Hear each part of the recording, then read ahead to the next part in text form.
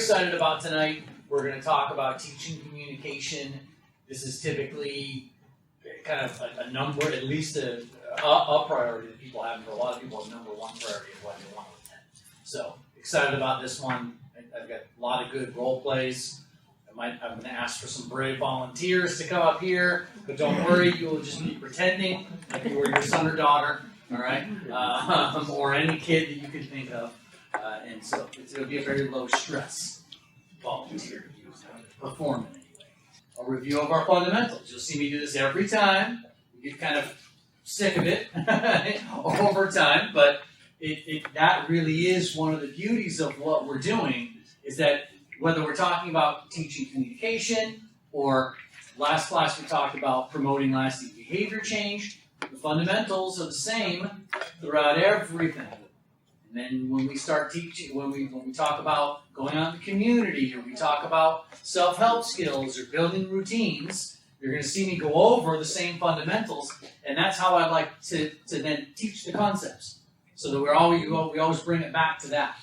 And I think what we found with the last group was that helped them greatly in not only just the content for the nights that we talked about, but then as they started facing other things, because the fundamentals never change. And then we're going to talk about how to teach communication. It's going to be tough not to touch the screen. This is my replacement behavior. For those that were here last time, I'm going to touch this instead of this. Okay? I see no consequence here. That's bad. So I'm going to be touching this one. And then we're going to do some role play examples. Again, if you come up to role play, you will just be a child. So you don't have, there's no lines that you have to have. But I think the role play is kind of fun. It's good to see some different things in action. And then if we have a little bit of time at the end, which we don't tend to, but if we have a little bit of time at the end, maybe we can talk about some specific plans. Great. All right. I'm nervous to touch the screen, so I'm not going to pull up our video, but I think everyone in here has at least seen the video, right? So I will do my best to maybe act it out, because I don't want to touch the screen and mess all this stuff up. So if we remember our video about neuroplasticity, what that told us was that there are pathways in our brain, and that is how our brain decides how to behave. Right? So we're going to talk about our cue routine reward. As I do that, and I come in contact with reinforcement, my brain says, ooh, that worked out well for us. Let's do that again. And then that road strengthens in the brain. If I touch the screen and something bad happens, my brain goes, ooh, nope, don't do that again. Don't connect together. Don't build that road. And the road never gets built. Right? So that is the science behind what we are doing. When we learn how to communicate, when we all learned how to communicate, or if someone teaches me a new language, my brain is doing the exact same thing. It's creating new pathways in it so that I learn how to engage with that language. And that's the same thing we're going to talk about tonight. When we talk about increasing communication, you're going to be building those new roads in your son or daughter's brain, right? So that they can continue to communicate more. Okay? So that's that video. I do like to show it because I love the way they show the roads and having everything lined up. But let's kind of keep that in mind. That's what we're going to be doing. We're going to be building those pathways. Okay? All right. And then, how does our brain decide what paths to create? So we all remember my handy-dandy, very sophisticated $6 Amazon special here, right? This is extremely important, no matter what we're talking about, but especially with communication. My E stands for effort, okay? So if I am asking for anyone, let's just say anyone, to learn a new language, I am going to be asking for effort from them, higher effort from them. If I'm asking for something that's high effort, what do I need to provide? High reward, right? Equal to or higher than the amount of effort that I'm asking for, bingo, brain says, I like it, this is good. I want to continue to repeat this, I like this is great. Now our little thing that we add in here, latency, all that means is how quickly am I going to get the reward. If you ask me to do an 8 effort, and you're going to give me a 10 reward, but there's a catch. You're not going to get it for like a month. My brain goes, oh, really? Oh, okay. All right. Well, then it's not really a 10. Then it's like a 5. Right? So this is important with communication. You're going to see as we do some of the role plays, right? If we delay that reward, the quality of it goes down. Quicker it can happen, the quality of it can go up. I could have something that is kind of like a 5 reward, but if you get it right away, the latency works the other way too. Right? Oh, well, I don't really like it that much, but if I get it right now, oh, yeah, that seems a little bit better. Okay? So, very important to keep this in mind again. I'll kind of point back to it. This right here is what we want if we want something to continue. High reward, low effort. Right?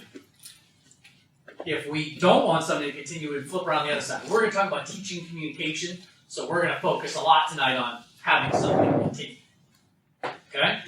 So, our equation, right there. Questions about this? Probably sick of seeing it, sick of hearing me talk about it. I get it. It's important. I wouldn't talk about anything that's not important. Right? We're good there? Yep. Feels good? Okay. All right. Now, how does my brain then groove in that pathway? So we talked about the video where the pathway gets grooved in. We have to understand how our brain grooves in that path. And this is going to be the basis for how we teach everything, because it's how our brain learns everything. And so it's going to be how we teach communication as well. Our cue, routine, reward. So the cue, for way of review, is there's some sort of signal or cue in my environment that says, hey, Tim, look at me. If you engage in this routine, or for tonight it would be, if you communicate in this way, you could get a reward. And my brain goes, oh yeah, okay, that's great. I communicate in that way, I get the reward, strengthens the pathway. All right? So we're going to teach I'm going to show you the examples from this framework. We're always going to work inside of this framework. Cue, routine, reward. If we say, I want my son to use more complete sentences, then that would be the routine or the behavior or the communication we're trying to teach. And then we have to then say, well, what's going to be the signal for him to use the complete sentences? And then, what's going to be the reward for using the complete sentences? Right? That sounds simple, but when you fill it in, it gets to be a little bit tricky, because you really got to think about it. So we're going to see that with some of the examples I'm going to show tonight. This is the basis. We're not going to go outside it. Cue, routine, and then the reward. And as you do that, those pathways get created. So let's talk a little bit about the cue. And I'm going to really kind of dig into how this is going to relate to communication specifically. So one thing about teaching communication that can be tricky and difficult is that the signal typically comes up quickly in the environment when I'm communicating. Right? It's harder to anticipate. They come fast. So one thing that I like to use when I'm teaching communication is to first look at routines. What are some routines of the person that I'm trying to teach? Because the nice thing about a routine is that the signals come up at a time and a place that I can predict. Right? So if my daughter likes to eat cereal in the morning as part of her morning routine, when she sits down at the table, there's my signal. There's my cue, because it's a routine, right? She's like, where's my Captain Crunch? And there's my signal, and then I can come in and teach the behavior and then deliver the reward. So routines can be a really nice, especially like a first step, to predict and know when the signal is going to come up. Because that can often be tricky. Now, we can also look at maybe contriving some opportunities. So another choice is to, if I'm trying to teach someone to request for something, and I know that they typically like something, I can kind of contrive an opportunity to have it right over there, or make it available, and then I can reasonably assume that the person might want it, right? So that's always an option as well. And then another option for cue and the signal is to just let things naturally occur, and then attempt to take advantage of them as they're naturally coming up. That can be a little bit harder because they're naturally coming up. And you're like, oh, there was the opportunity. Oh, it's gone. He already has the truck.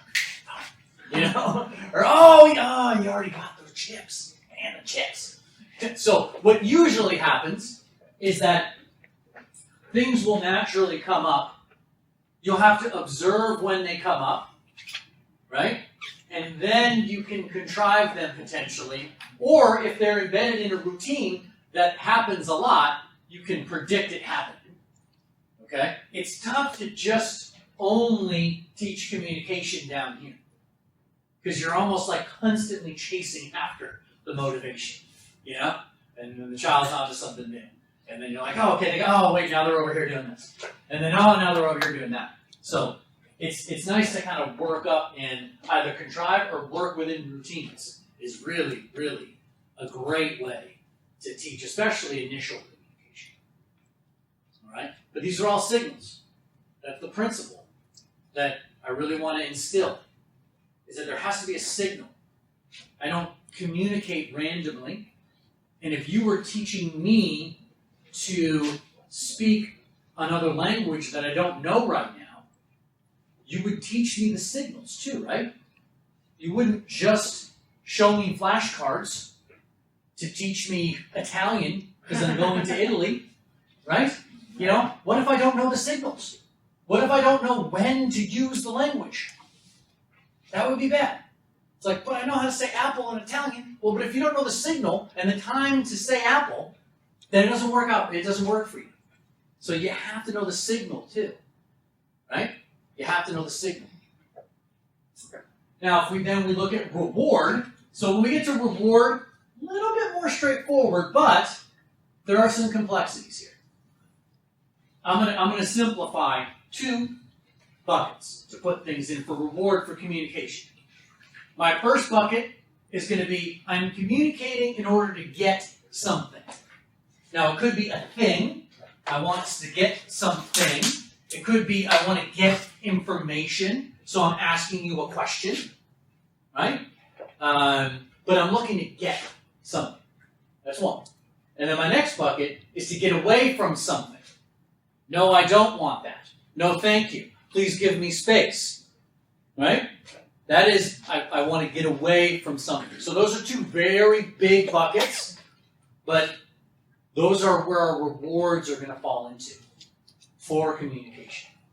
Now, what you'll see as we go through is that a lot of times when I'm trying to teach certain forms of communication, especially, let's say, maybe like social communication, if the natural reward for that isn't it actually a reward for the learner, I have to reward with something else. Okay? There always has to be a reward. If there's no reward, the person won't do something. And then sometimes people say, yeah, but I just continue doing it, and I really just forced them to do it. I said, no, you are going to go in and you're going to say hi to your friends. You're going to say hi to those friends. And if you don't, I'm going to be mad. If the person's not intrinsically motivated to say hi to their friends. And I do that, and they eventually say hi to their friends. What do you think was the reward that what do you think they got from saying hi to their friends in that scenario? Well, they didn't want to. Well, but see, they don't really want the hi back in this case, Felicia.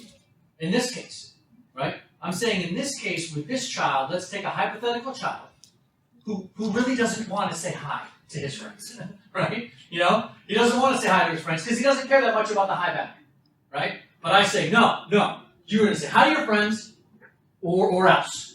You're going to be in trouble with dad.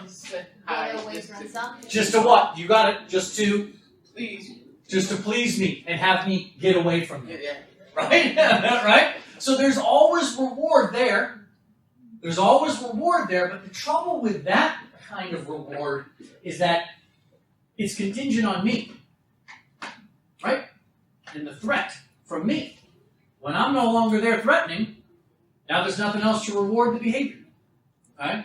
So in those cases, it can be tough, but you got to find another reward. And I have a couple of examples in here, and we're going to talk about that because a lot of times, you kind of get there where you're like, well, yeah, they can ask for what they want, but like they won't communicate for anything else. They'll just ask for the iPad and chips. Yeah. And then that's it. They're not going to ask for anything else. So we're going to talk about that. But I asked a question on the thing. Okay, awesome.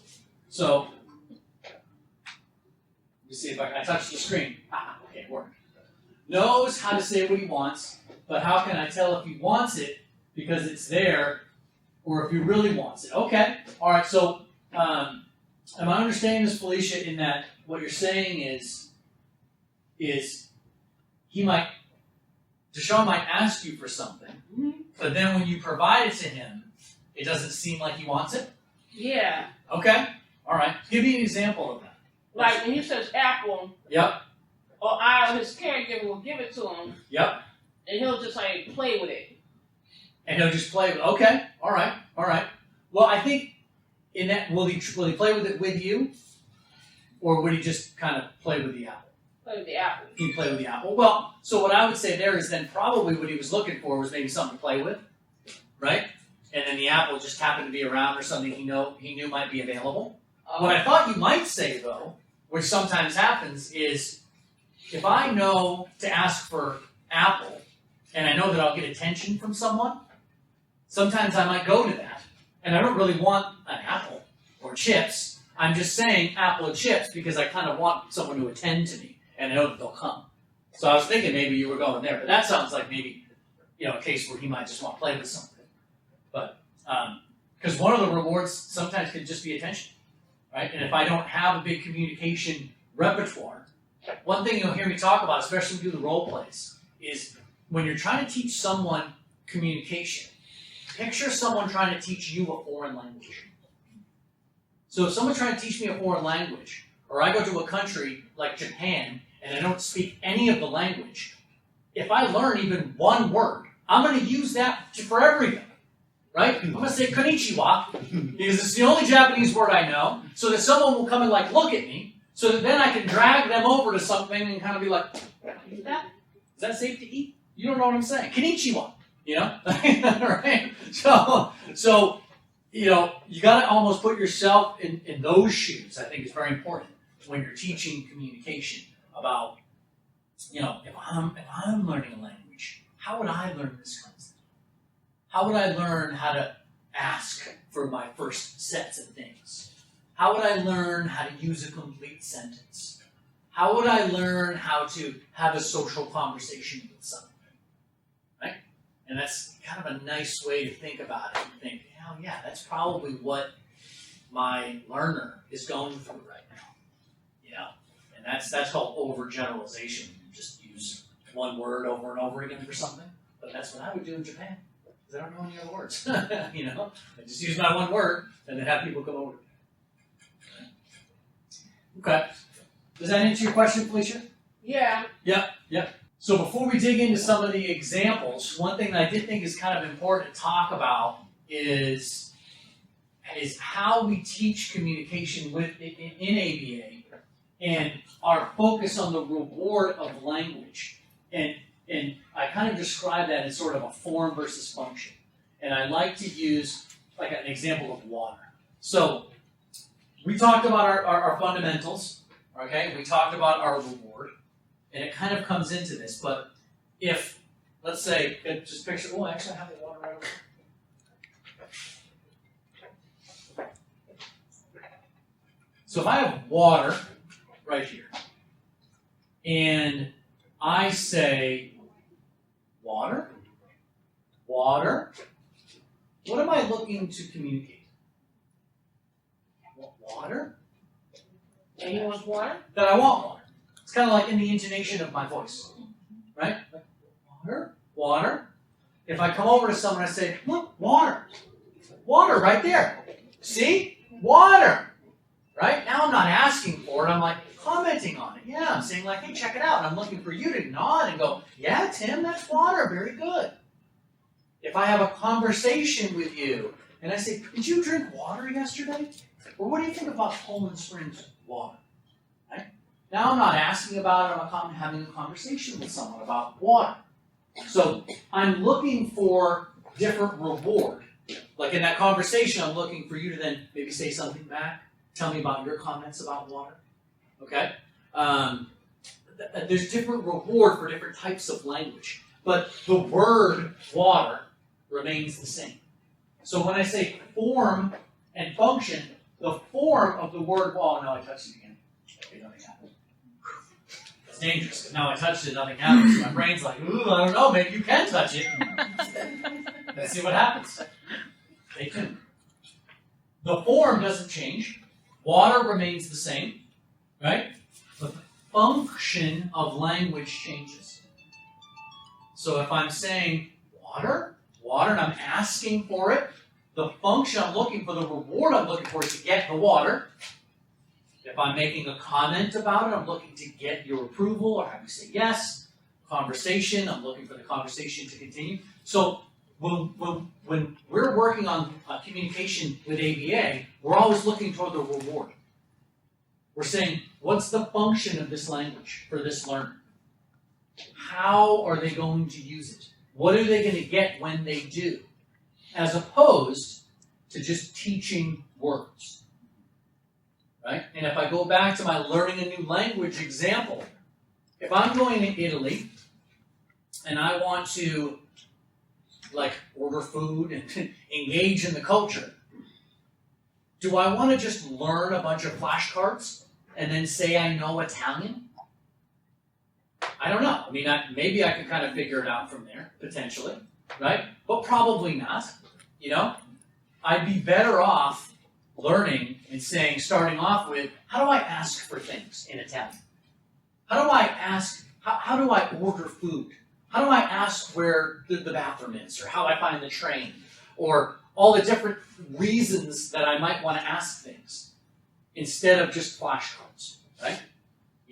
I might be able to learn a higher amount of Italian words if someone just did the flashcards. But then, when I go to Milan, and I'm walking around, and I'm like, okay, what did the flashcards say? See how I'm a little bit stuck right there, right? I know a bunch of words, I know the form of a bunch of words, but I don't know the function of how to use them. So I'm kind of like, well, I can do a bunch of tricks. Like, do you guys have flashcards? Can you just show me a flashcard? I know that one. Ooh, I know that one. Well, that doesn't really matter. No one's going to walk around with the flashcards. I would have been better off learning how to request. If someone maybe came up to me and said, hey, Tim, okay, you're going to Milan, so what do you think are going to be the top 5 things that you might need when you're in Milan? Shower, hotel. There we go. Hotel. How do I get into my hotel? How do I order food? How do I use the bathroom? I'm going down all my necessities, right? And then you teach me how to ask for those. Where do I find this hotel? Or maybe find out the actual hotel I'm staying in, right? And then I learn language from there. And that is how we work in ABA. So when we're looking at teaching language, we're over here on the function side, okay? Not on the form side. And I just put this little kind of quote in here because sometimes there could be a focus on like how many words someone knows, right? Like how many words do they know? Let's go back to my Italy example. You could drill me with flashcards, and I'll know a bunch of Italian words, but what good will it do me when I'm actually in Italy and I'm trying to communicate things, right? So you got to be a little bit leery of that. Also be a little bit leery of, well, I've heard my son say water before, so I don't understand how they can't use it flexibly in all different kinds of scenarios, right? This is kind of why. It's, they might know the form, the word water. It's not necessarily they might not know the word water, but how to use it. They might not know how to use it or when. Yeah. I have a question. So Sean and his caretaker use flashcards to learn. Is that not good? I'm not saying the flashcards are bad. So I'm glad you put that up there, Felicia. I'm not like anti-flashcards, right? But what I would say is if the point of the flashcards is to learn language, right? So what's on the flashcards? Is it words? Like his name, like the letters of his name, like D-S-H-A-U-N. Gotcha. So like how to spell his name. Yeah. Okay. And then she holds them up and then he copies them? Yeah. Okay. All right. So I think that's probably fine, right? Because then she can kind of fade away, like the cards, right? And then he'll learn how to write his name. I think that's okay, right? My concern would be if the flashcards were words and he was just learning how to kind of label specific flashcards, it might then be hard to kind of transition. And if he's just labeling a picture of water, and you're like, oh, okay, he knows the word water, and then you go to a restaurant and he's not able to use it, that would be my only concern. But I think if you're using it in that way, that I think is totally fine. How to extend past, Mm-hmm. outside of the ABA and sort of, what he wants bubble, I guess. Yeah. So sometimes I see this, and this is what makes it a little bit challenging. If ABA is just an hour a day at a table, learning a couple things, it doesn't typically generalize into anywhere where it actually needs to be used. Yeah. Because if your son isn't really that motivated to say hi to people, which is fine. Yeah, I mean, it doesn't really bother me. It's okay. It's all right. I know that's what they're focusing on at ABA. So he'll need a reward outside of that table at school to embed that pathway in his brain. When he comes to the queue to say hi, which is typically someone saying, hey, how are you? How are you doing? If he gets that signal and he doesn't perceive any reward on the other side, he's not going to do it. Yeah. Right? And the times that he maybe does do it, it's probably just so that you don't prompt him a bunch of times. Right? So it's more of a getaway, Sorry, would that be something like, should I carry around Skittles in my pocket and start giving out Skittles if he says hi? Or... What I would say is, you can only use the Skittles so many times. Yeah. So I would prioritize. And I would literally do a prioritized list of here are the most important things for your son to learn right now. Because you don't want to just Skittle for everything. Yeah. The more you use a reward, one thing that is, I think it's maybe a side fundamental, but this reward over here, another way that it can erode is if I use it all the time. Right? Yeah. So when we all know that from our regular lives, right? If I get something a lot, I want it less because I have a lot of it. If I've eaten pizza 5 nights in a row, I don't really want pizza all that much the 6th night, but chicken's sounding pretty good because I haven't had that. But then if I eat chicken 5 nights in a row, so I would do the prioritized list, and a lot of parents, it's tough, because there's lots of things that you want to eventually get to, of course, right? But I would look at saying hi and say, where is it on the list? But I would say yes to carrying around cheeses and Skittles. I would, or finding other powerful reinforcers, right? It doesn't have to be food. How do I find the reward? If I'm looking for reward, right? The question that I will always ask someone is, what do they like about what they currently like? Because if you only go on what they've been able to find through their own self-exploration, usually you get a really short list, Okay? But if you can say, well, okay, so your son likes trains, what does he do with the trains? Builds like huge train track things. So maybe he likes to build. Yeah, that's it. And then I come off of the build, and I like create a hypothesis. I'm hypothesizing that your son likes to build. It might not be correct. Maybe he likes the train part of it. You know what I mean? Maybe he likes the wheels, or it's the Thomas, or whoever, right? But then you try it out. And if he doesn't really like this, well, it's not build. Maybe it's the trains part of it. What else is like trains, right? And you go and find. Obviously, nobody's going to get when he's doing ABA. They have like a token chart, and I would have if he gets 3 stars, then they, get a Skittle or whatever. Then I would create a token chart that looks exactly like that. Because the token chart is his signal, right? Yeah. That he has at school, and he knows when he gets 3 stars. But I'd go even one step further. What I would do to make him really want for you to bust out the token board is start with 1 star. Hey, at school you got to earn 3, but at home, all you need is 1 star. Okay, ready? We're going to practice high. We're going to practice high, and when we do high, I've got a special red Lego that it looks like would fit really good right here on the track that you were building. Right here. Ready? High. High. Oh, good job. Yeah. Right? Yeah, that So makes sense. it kind of takes a little. It takes a little bit for that. Yeah. But and that's where the prioritization though of the skills is really important. Because if you're going to do all that work and you're going to build all that and you're going to like find a Lego and have a token board and do all that stuff, you want it to be like for something big. And maybe high's something big. I'm not saying high's not big. I mean, that's a big kind of social It's thing. a low priority. But that's probably, probably a little bit lower. You probably have other things that you're like, look, this is number 1 right now. And one of the cool things about that priority list is, remember that this effort and reward thing applies to you too. Right? So this is you too. If I'm now asking you, which I know I am, to do a lot more effort, right?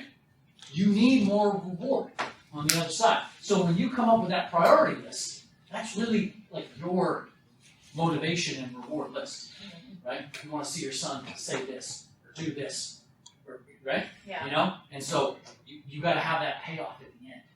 Let's talk about a couple of these examples. We're going to stay within our cue, routine, reward framework for all of these examples because that's the framework of how we learn.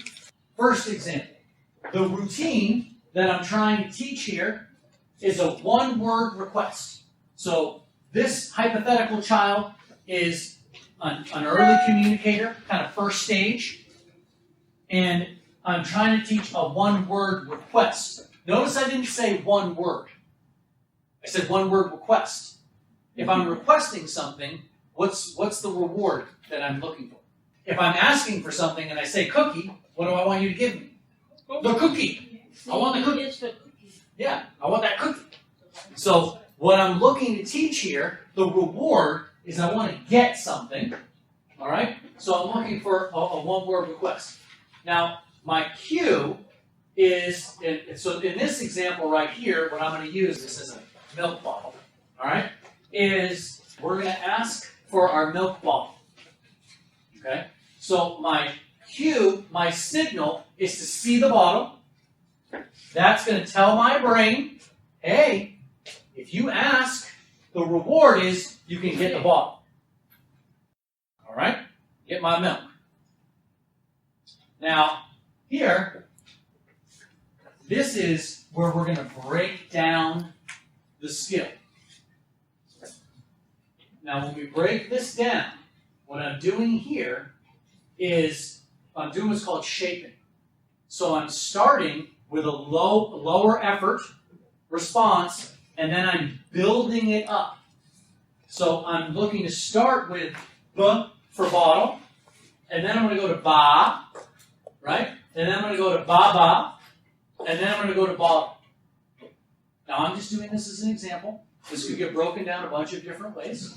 But what I want you to see here is that when I start off with, if I have this this learner here, right, who's not saying anything right now. And I say the only way that you're going to get your milk bottle is to say bottle, full word, because that's what I want at the end. How much effort would that be if he's not saying any words right now at all? And I want him to say bottle, full word. 10. It's probably a 15, but it only goes up to a 10. If I ask for a 10 effort, what do I have to give on the other side? A 10 or above. You better really want that bottle. You better really want that bottle, and that's not typically the way to work out. So when I break it down like this, what I'm doing is I'm moving the effort level. And I'm pulling the effort lever down, right? Because the bottle is going to have its own sort of set. We'll just use 5 as an example, right? The bottle is going to have its own reward, okay? And I can kind of play with that a little bit. We won't go there. But I'm moving down the effort. And then I'm teaching this, and then I'm moving up, okay? All right? In this case, I say 3 verbal prompts. I'm just using it as an example. Yes? So are you prompting like "ba" or are you prompting the bottle and giving them the bottle if they say "ba"? Good question. Who would like to be my first guinea pig up here to have me demonstrate this? Remember, you don't have to, I'll be the instructor. All you have to be is the kid. That's it. All right, so here's my example here. I'm going to start with "ba" and then "ba" and "baba" and "bottle." I'm going to kind of fast forward a little bit, but remember, what's the cue? What was the signal? I can go back too, or you have it in your packet. What's the signal? Seeing the bottle. This is no signal. This is signal, right? Because what I don't want is I don't want to teach my learner to just walk around saying ba, ba, ba, ba, ba, ba. I want it to be when you see this, and now you know that it's available, right? Okay. So I'm going to start with "ba." So I'm going to come here. Yeah. First one. Let's start with the first one. Okay. Right. So I show this. Say "ba." Good job. Here. Now, yay. Right. So I started with that. Now, when she said "ba," what did I do? What did I do? I immediately gave it to you. Immediately gave it to you. That is extremely important. Because remember, how quickly the reward comes is very important. The brain cares about that. It's etching it in to the brain. So, I'm sitting here like this, but if the bottle was way over here, and I'm just kind of like,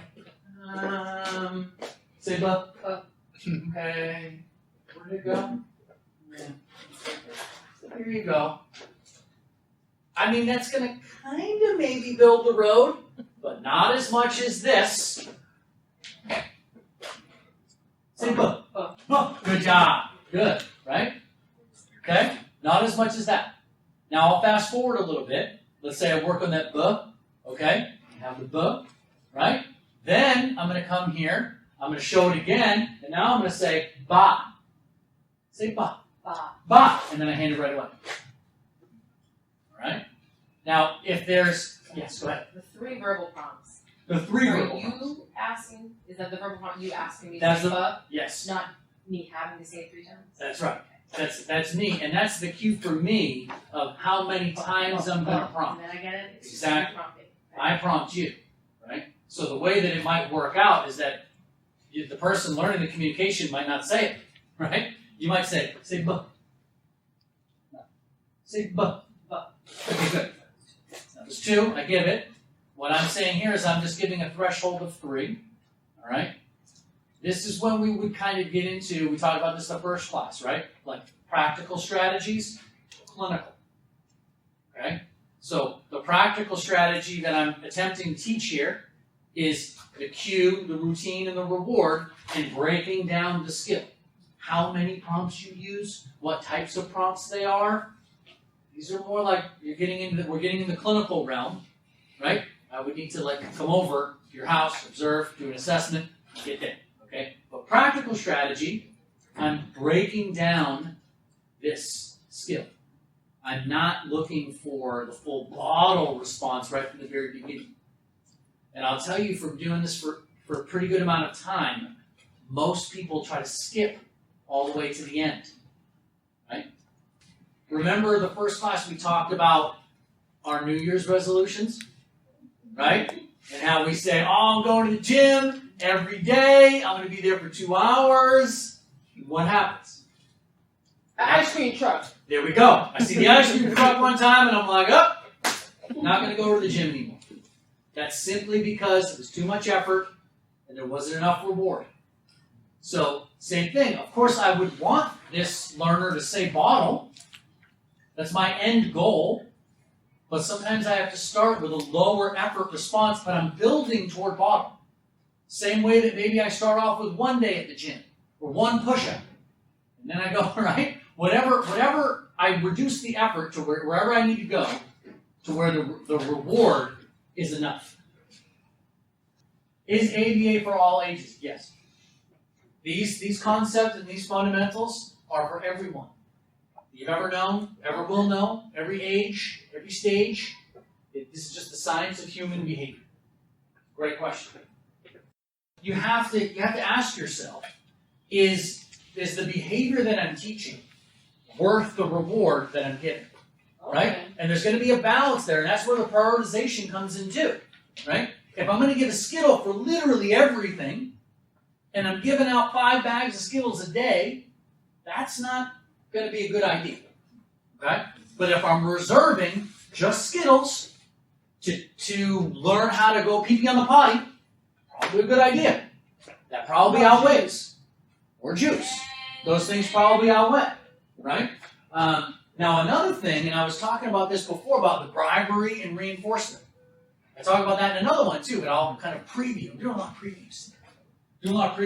What's the difference between bribery and reinforcement? It asks this question all the time. I'll give a definition of bribery first. Bribery is I'm only providing the potential of a reward when someone is doing something that I want them to stop doing or not do anymore. Okay? That's a bribe. So like, I'm at Target, my daughter sees a toy, she goes, I want the toy, I'm not leaving until I get this toy, you have to buy this for me. And I go, okay, you just be quiet. You just be quiet, I'll buy you the toy, okay? All right? Well, when we get home, I'll give you X, Y, Z. And she's quiet, and I'm like, yes, sweet, okay, get out of here. That's a bribe. That's something that you don't want to do often, and here's why. The pathway that you're teaching when you bribe is the way that I get what I want is to first act bad, then someone's going to come over to me, provide me with an offer, and I will either accept or deny. Right? And what do you think you're going to need to do with that offer over time? It's going to need to go up. It's like home prices, right? Just keep on going up. That's a bribe.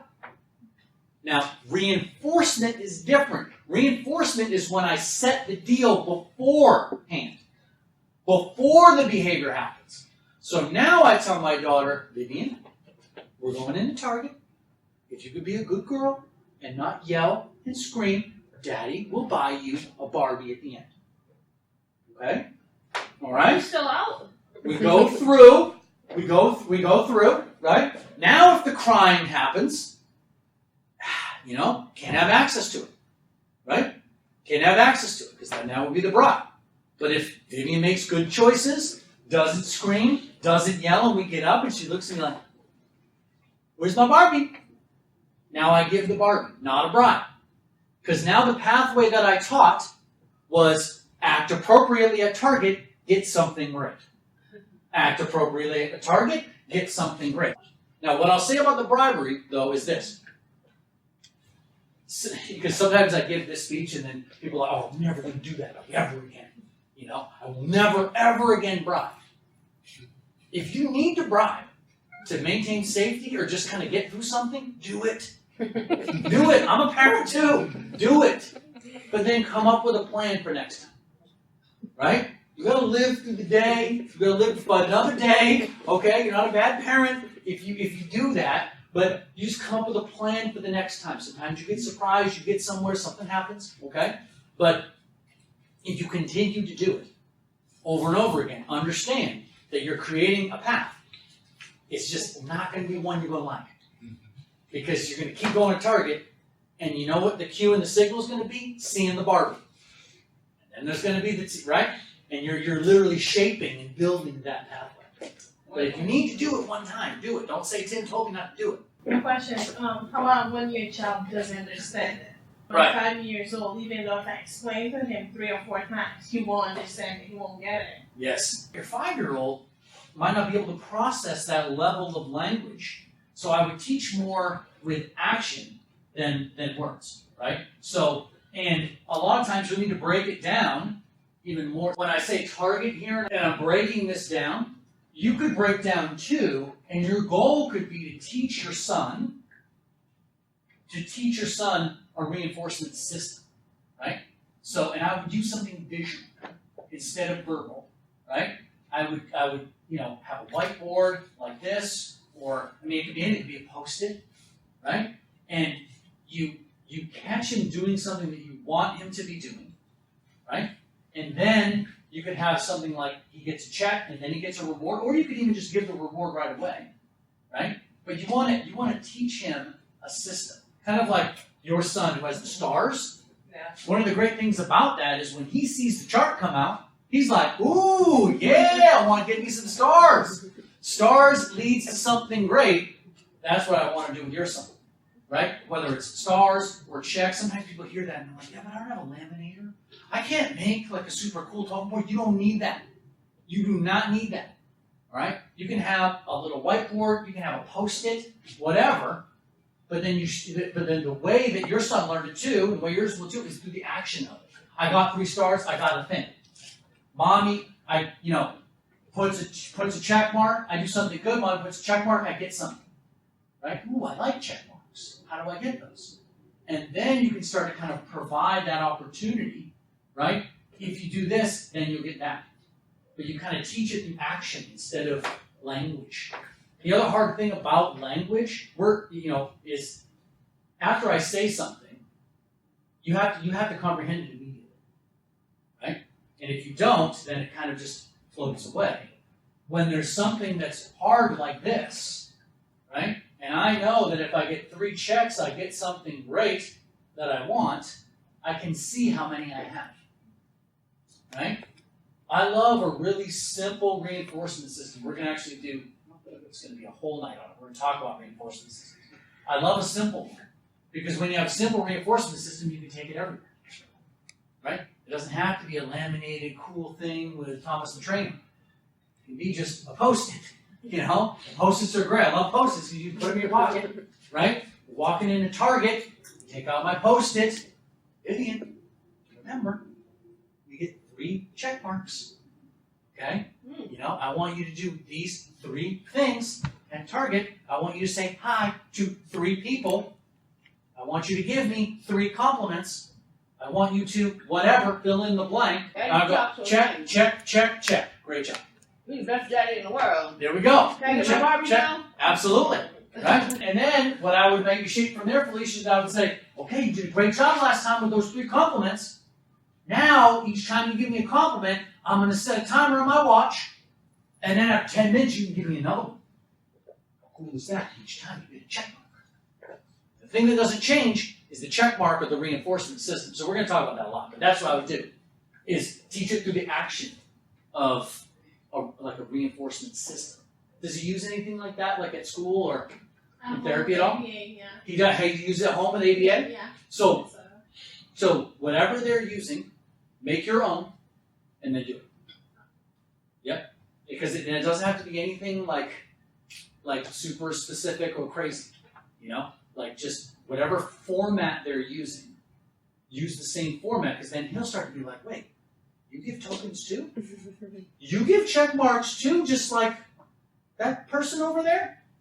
Wait a second, I like when they give me stars, you're going to give them too? Ooh, okay, now I like it, right? And then you won't have to rely so much on the language. One thing to keep in mind, if you're making that reward system, right, you got to make sure that that equation is on. Okay? Because if you're making a reward system for me, and you're saying, well, you got to earn 100 stars, and in 2 weeks you'll get this, I'm gonna be like, ooh, I don't like your reward system anymore. You know? When we start a reward system in ABA, we started a lot of times with just one thing. Right? So 1 check, you get this. Or 1 star, you get this. Or 1 token, you get this. Right? So that's the only thing I'd say with it, Felicia, is just make the effort for Deshaun in the beginning pretty easy. And then you can increase it. Make him make him come to you and say, hey Mom, where's my chart? Hey, where's that? I always love in therapy if I'm using a token board and the kid brings the token board to me, I'm like, ooh, this is going to be a good session. Right? This is going to be great. Because they want the reinforcement. Okay? All right, very good. Let's look at our next example here. The language that we're looking to teach is labeling common items around the house. All right? The cue is someone saying, what is this? Or a similar question. And then the reward. So here's kind of an interesting thing about this reward. We're talking about reinforcement systems, and this is also one of my favorites, by the way, for a reinforcement system. Okay? This is a Gatorade bottle, very sophisticated, and then pennies. The reason I love to use this as an example is, how long do you think it took me to make this? Not very long. Not very long, right? It was really simple for me to make this. And so your reinforcement system does not have to be this crazy thing. Okay? Here, with this example, why might I need to use something like a reinforcement system here? If we're walking around the house and we're labeling things, why wouldn't I just give them the thing? If I say, what's this? And they say TV, why wouldn't I be like, okay, great, yeah, it's TV. They might not want the thing, exactly. If I'm labeling things, right, what I'm looking at here maybe with this hypothetical learner is that, if they were really motivated to go and label things for the social reinforcement they might get, they'd already be labeling things, probably, right? So I want to come in with something else that I can use to reward what I'm trying to teach so that I can embed this in the brain. There always has to be a reward. If I'm just walking a kid around the house and saying, what's this? It's a TV, tell me what this is, and there's no reward on the other end, the best I can hope for is that whole get away from me thing, right? That the kids learn, like, if I just label 5 things, Daddy will just, stop. That's not very good. That's not going to probably generalize anywhere other than getting Daddy to stop. All right? And I'm going to put the penny in the jar. I love this. It's just so simple. It's just such a simple thing. But remember, it could be checks, it could be whiteboard. The system that you use itself doesn't really matter, right? Money is a great example of a reinforcement system that we all have. Allowances. Right? Allowances, money. But do people usually like a dirty piece of paper that's been handed around for years and years and years? No. But you like $100 bills, still a dirty piece of paper that's been handed around for lots of years. Why do you like $100 bills? Ben Franklin. Well, maybe you like Ben Franklin a little bit, but I bet you like it for another reason. No. Because you can get stuff. Yeah. Exactly. I can buy things that I like with it. So when you're doing the reinforcement system, if I'm doing something like this, my learner has to look at this and go, ooh, I want that. That gets me things. Every time I hear it, I'm like, ho, ho, ho, there we go. Yes, I have to have that, right? And the way that you do that, were we born, understanding the concept of money? No. Are we born? No. So how did we all figure that out? Allowances. That's right, I got conditioned. Learn and go, ooh, $100 bills are good. They buy me things. It's the same thing when you're establishing the reinforcement system, right? I want to establish that every time I go like this, and you then trade in your pennies with me, you get something that you really want. It makes you want to want the penny again, and it means when we start practicing this again, and I start going around and asking you to label, that you're going to want to label things. Best case scenario, if you really, really like it, you'll come to me and ask me to go around and ask you what things are. That's when you really know you have. All right? So let's look at the breakdown here. What I broke down here was starting with kitchen items, right? Now, when I'm saying error correct, what I'm saying is the way I would correct an error is I would label it, pause, and then ask again. Kind of getting into a little bit of the clinical sort of aspect there. I'm just giving an example of how you might correct an error. This would be with the labeling, right? Starting off with the kitchen items, and then I'm moving to bathroom, and I'm moving to living room. What I'm doing here again, the principle I want you to get here, is that I'm breaking this down to a little bit less effort, right? Instead of walking around the whole house and labeling everything, I'm starting with the kitchen. And then I'm going to the bathroom. Now I could break it down even more. And I could say, we're only going to label this first. And then we're going to label this. Do that. You break down the effort as low as you need to go, right? In order for your equation to balance itself like this. Okay? What happens if he fills it up? What happens if the child fills it up to $1? Well, it fills up the pennies? Well, this would all be based on whatever your system is. Okay. Right? So maybe I say each one of these is worth a minute of iPad time. Or each one, if we have 5 in here at the end, you'll get X. Right? So that would really just be based on the system itself. Okay. All right, so who wants to be my brave role play volunteer now? We'll pretend like we're in the kitchen. And what I want you to see is I'm going to be rewarding with the pennies in the jar. So I want to have this available so that I can do it quickly. Because what I want to think here is that you want this. Okay? You want this. All right? So if we come over here, so especially when you're doing this too, if the child really wants this, what do you think they're going to be fixated on? This. Yeah, they're going to want the coin, right? So you can kind of use the coin, and let's come over. Let's pretend like maybe there's a fridge right here, right? So I'm going to give my signal. I'm going to say, "What's this?" And then either label it or not. So if I say, "What's this?" right? And then either say fridge or microwave. Okay, so if it's the wrong, right? I've got an error correction here where I say, look, this is a fridge. And then I pause and I come back. I say, what's this? Yeah, no, you can either say fridge or microwave or something else. What's this? Microwave. Yeah, and I say, this is a fridge. This is a fridge. And then I pause and I say, what's this? Yeah, again. What is this? Microwave. So I'm doing the error correction in this case 2 times. I say, this is a fridge. It's a fridge. Pause. What's this? Well, I'm showing you the reward that you can get. And I'm saying, what's this?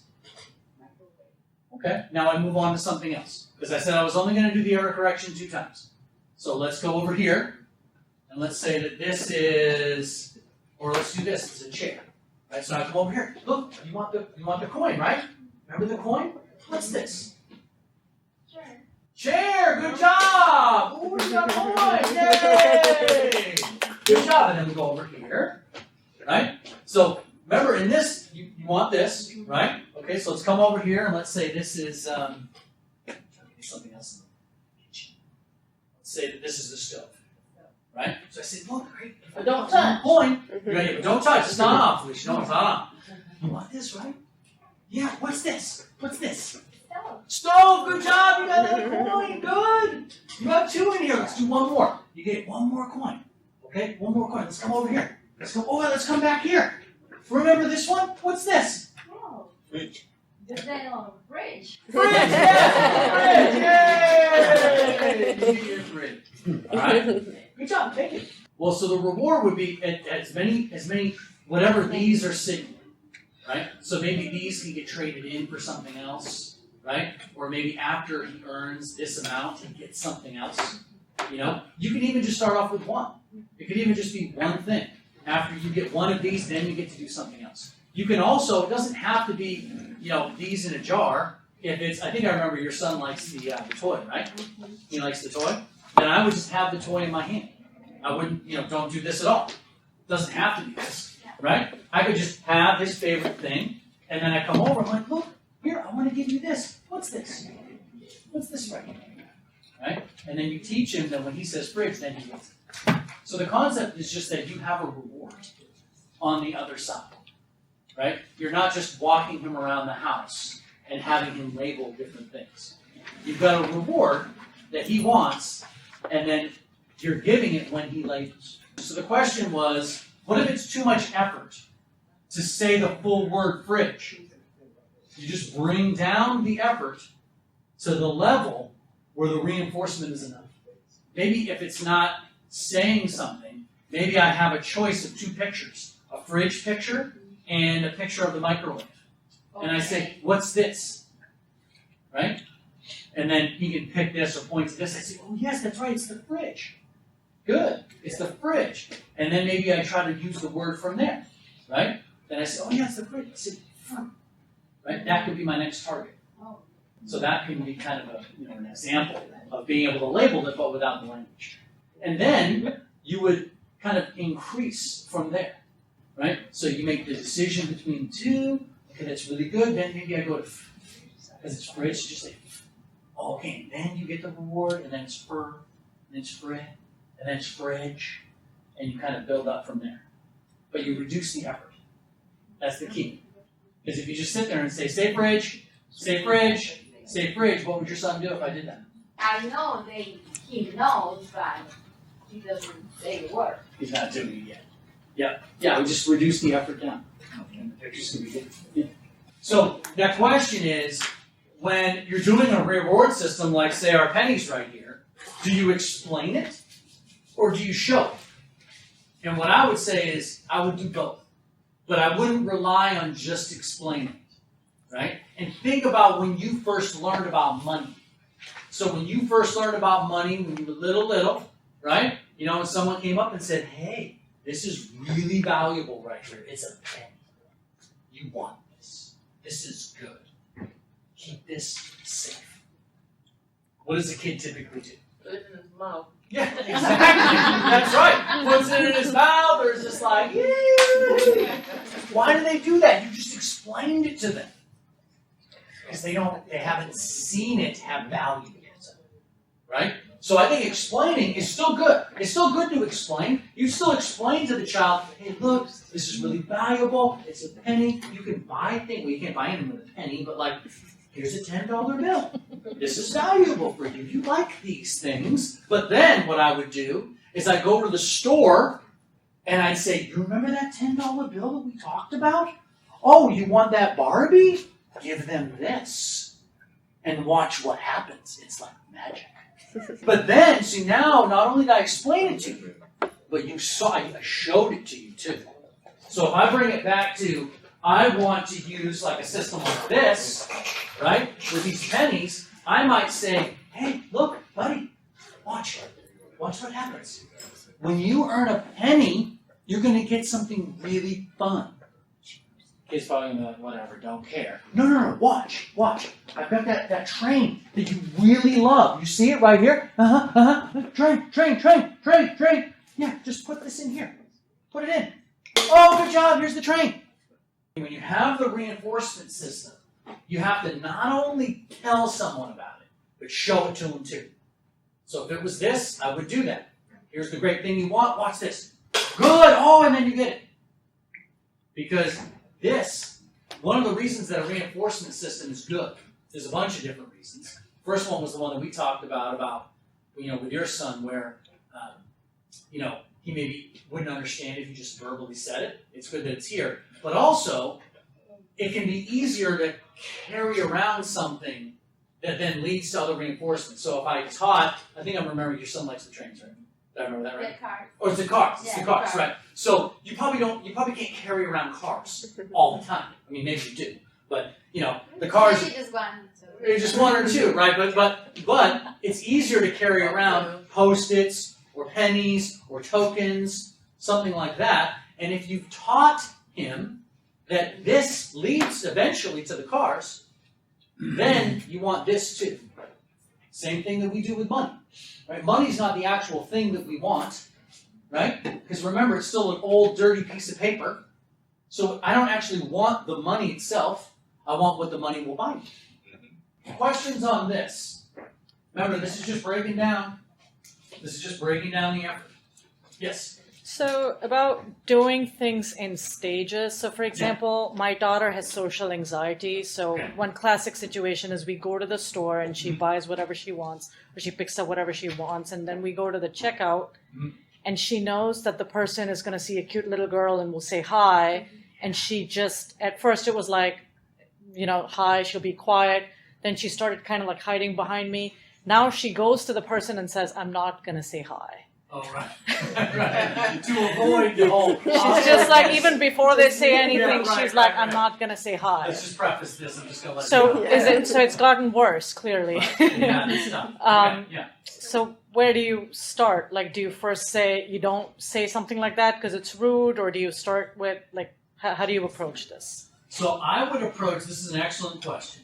So I would look at this and say, okay, so eventually the really high effort response that we want at the end would be your daughter maybe coming up to someone she doesn't know and saying, hey, how are you today? Right?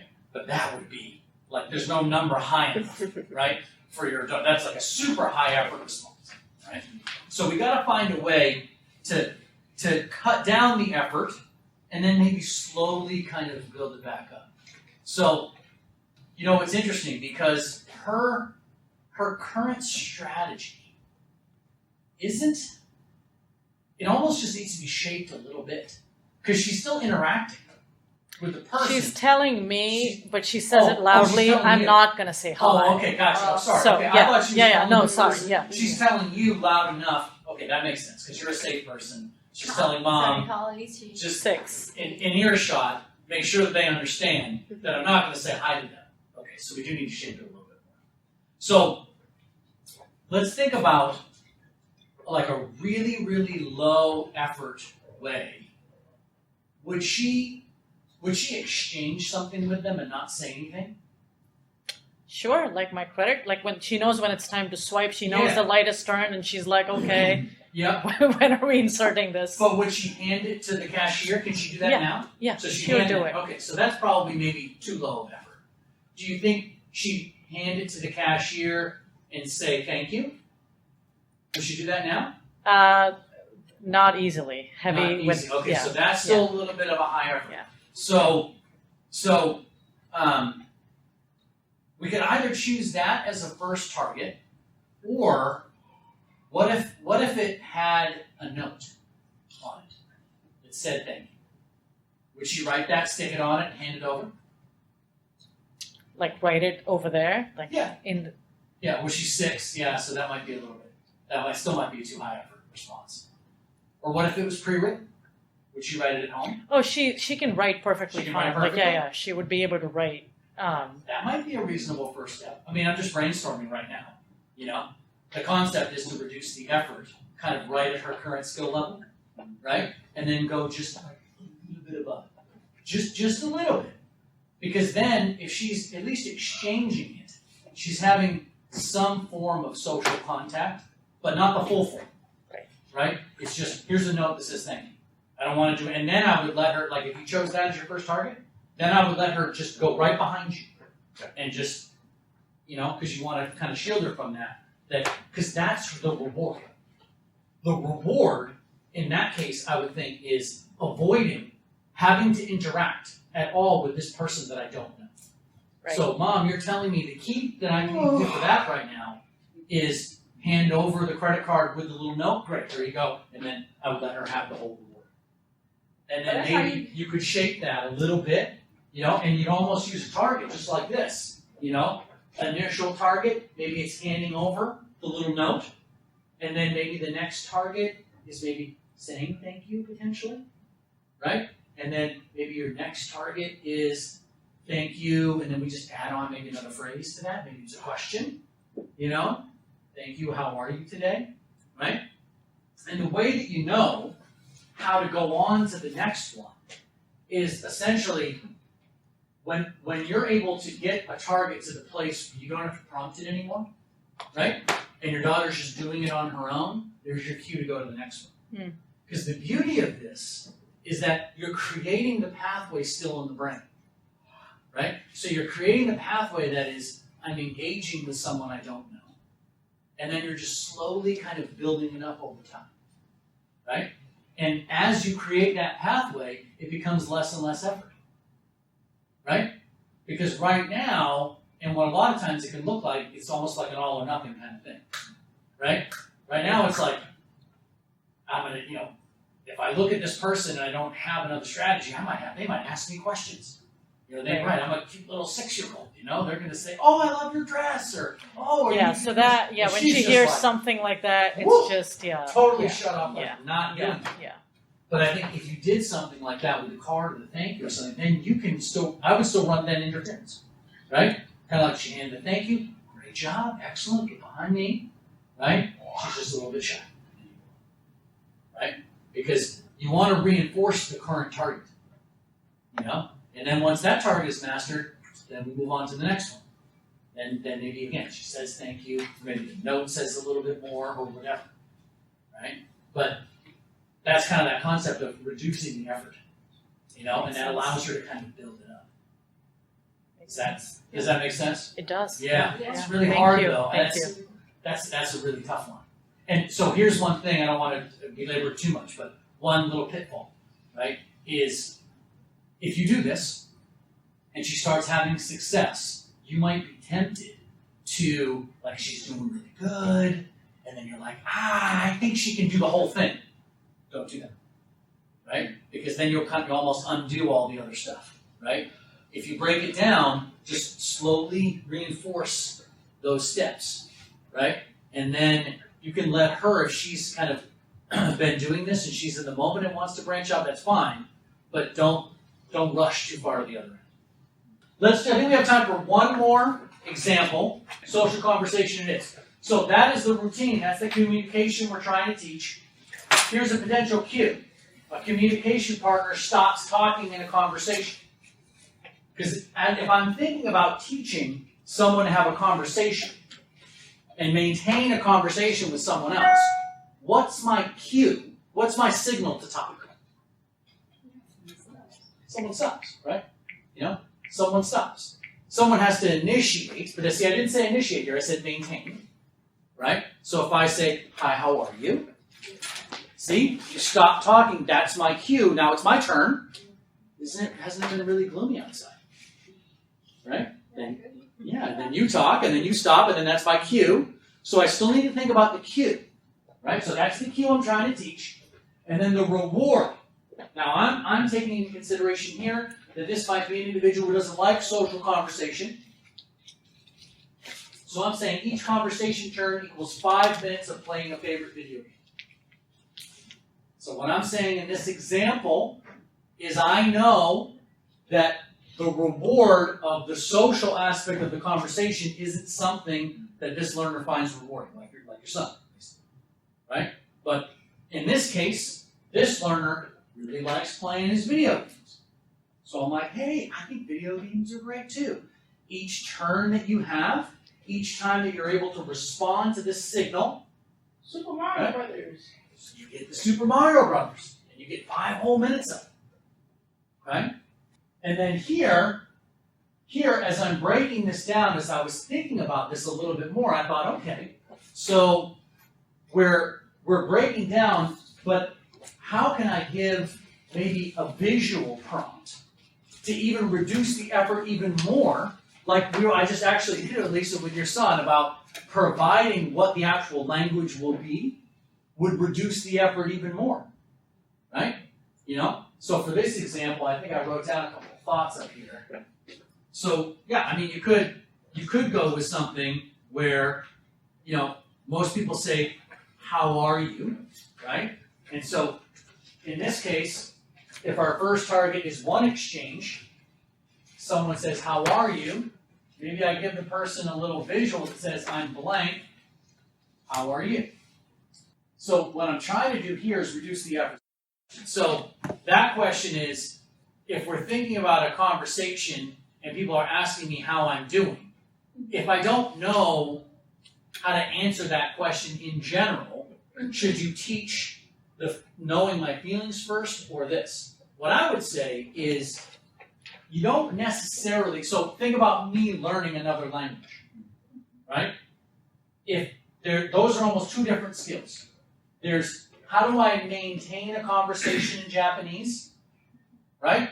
And how do I indicate my feelings in Japanese? Those are two different concepts. If all I'm looking to do when I go to Japan is just make small talk with people and just say hello, and I know they're going to ask me how I'm doing, I might just learn rote. How do I indicate that I'm good in Japanese? How do I indicate that I'm good? Even if I don't feel good, my goal over here might be just maintain my conversation, right? But if I'm going to be in Japan for an extended period of time, and I might need to really indicate to people that maybe I feel bad or I feel sad today, then I might need to learn my emotions over here, but they're separate from each other. So I still think that your son could learn how to say I'm good in just a social conversation, right? I still think he could do that and then learn the emotions later, right? I don't think he has to learn the emotions in order to do this. Because when you ask me how I'm doing, right, and I don't really know you that well, what am I going to say? Nothing. I'm going to say I'm good. Good. Even when I'm not good. Yeah, because Even when I feel bad, even when I feel sad or something happened, I'm not going to tell you that, right? Because I don't really know you that well. I'm going to say, oh, I'm good. How are you? Oh, I'm great, because all I'm doing is small talk, right? But if your son is going to communicate, the other one is if he's communicating with you, and you're really truly looking to see how he feels, that's a whole nother reward than this. The reward of the social communication is we have a social exchange. The emotion might be if I say, I'm actually feeling really terrible right now. I'm looking for you to go, you are? What's wrong? How can I help you? Right? Well, and if you think about it, if you're trying to teach expressing the feelings, always think about, well, what's the reward? What is the reward that most people get when they tell you their feelings, their real feelings? What are they looking for? Attention. Yeah. And I want you to solve it for me, or provide attention sometimes. Either solve it, provide attention. But if I say, actually, I'm hurt, I have a headache. I'm looking for Tylenol, right? So that's how I teach the emotion. It's the same breakdown, right? You break down teaching the emotion the same way. It's just your reward for emotion would be different than for just the social conversation of, yeah, I'm good, how are you? Right? That's just the conversation. That's just small. Does that make sense? Yeah. have to carry with me a lot of things all the time. Well, you either carry with you the thing, though. So you either carry the thing, or, and this is what I would actually recommend, is you teach that this leads to the thing, or a post-it, or a check mark, or whatever. That's why we use it in therapy, right? We don't carry around in therapy all the things. I carry around this, right? Because if I can teach your son that this leads to this, all I have to do is carry around this. And then when you build that in, the other cool thing that you get when you have the reinforcement system and you start to teach these things is that your son will realize that instruction leads to something good. Right? If I think that instruction always leads to something bad and frustrating and never to anything fun, I don't want to be instructed about things. Right? I don't want instruction. I don't want you to come to me with tokens and stuff and prompts. If it never leads to anything fun, I want it. But if it leads to something fun, then I might be like, hey, where are your tokens? Where's the star chart? Where's that thing? And then, that's when you know you have something.